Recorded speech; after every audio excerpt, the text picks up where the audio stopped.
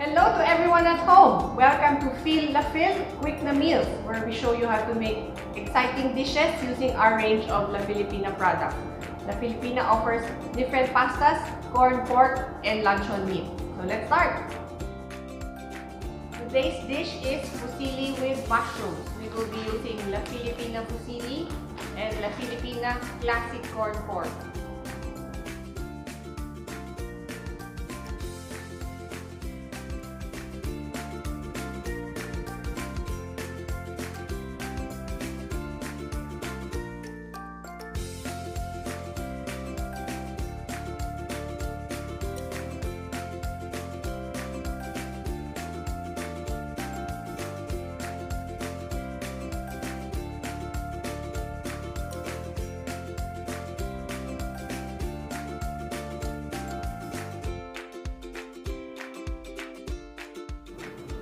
We'll start with some olive oil and then we'll saute our white onion.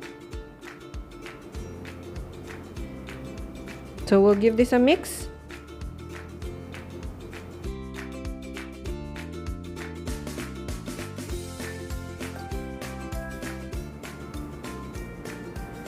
Next, we'll add in our sliced fresh mushroom. So we are using two kinds of mushroom here, just for texture and variety. So we'll give this a mix as well. Next, we'll add in some sliced fresh cherry tomatoes. And of course, our La Filipina Classic Corn Pork.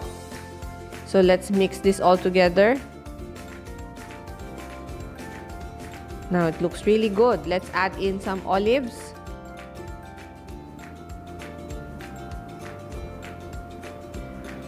So everything is coming together. We'll add in some butter just to give it a more rounded flavor. Some freshly cracked black pepper.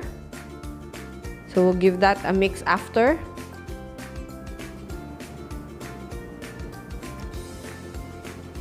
And now we can add some fresh chopped parsley. Let's add in our pre-cooked La Filipina Fusilli. So we just cooked this according to package directions. And now we can give everything a good mix.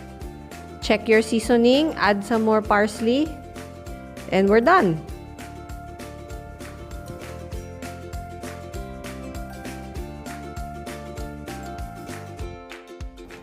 So here's our finished product. Let's plate up.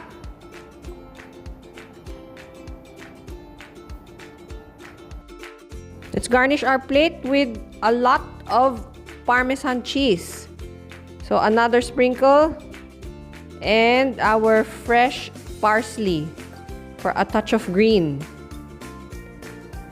And lastly, a touch of red with our fresh cherry tomatoes to make our plate look very appetizing.